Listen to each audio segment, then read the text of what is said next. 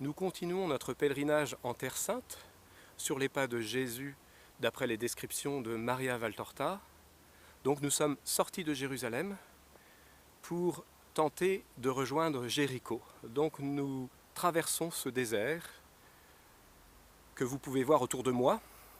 Tournez votre tablette ou prenez votre souris, cliquez, glissez, vous verrez ce paysage sans aucune plantation ou très peu. Jésus aimait le désert pour s'y retirer, prier. Et c'est ici, à partir d'ici, que Jésus a raconté la parabole du bon samaritain. Alors c'est l'occasion pour nous de nous rappeler que, à partir de tous les détails que Maria Valtorta donnait, paralysée dans son lit sans aucune source d'information, eh bien les centaines et centaines de déplacements, à pied notamment, ont été vérifiés de manière cohérente. Effectivement, quand on calcule la distance parcourue, les apôtres marchent à environ 20-25 km/h d'un point à l'autre, et ceci sur tous les déplacements. Et quand ils étaient pressés pour rejoindre un point avant que le sabbat ne les empêche de marcher, eh bien la vitesse s'accélérait aussi jusqu'à 35 km/h. Donc tout ce qui est vérifiable correspond à une réalité cohérente, notamment au niveau des déplacements et dans toutes les autres disciplines, comme vous le savez.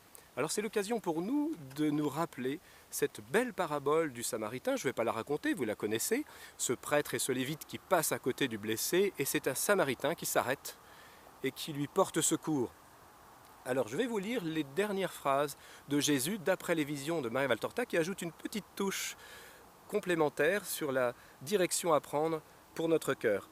Le docteur de la loi lui a posé la question et Jésus lui dit « Réponds-moi, lequel de ces trois hommes a été le prochain pour l'homme tombé aux mains des voleurs? Le prêtre peut-être? Ou le lévite? Ne serait-ce pas plutôt le Samaritain qui ne s'est pas demandé qui était le blessé, pourquoi il était blessé, et si lui-même agissait mal en le secourant?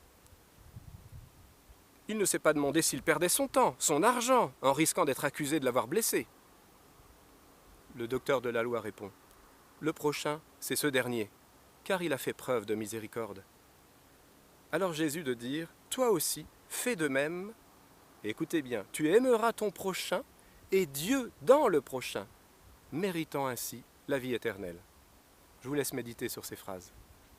Je la répète, tu aimeras ton prochain et Dieu dans le prochain, méritant ainsi la vie éternelle.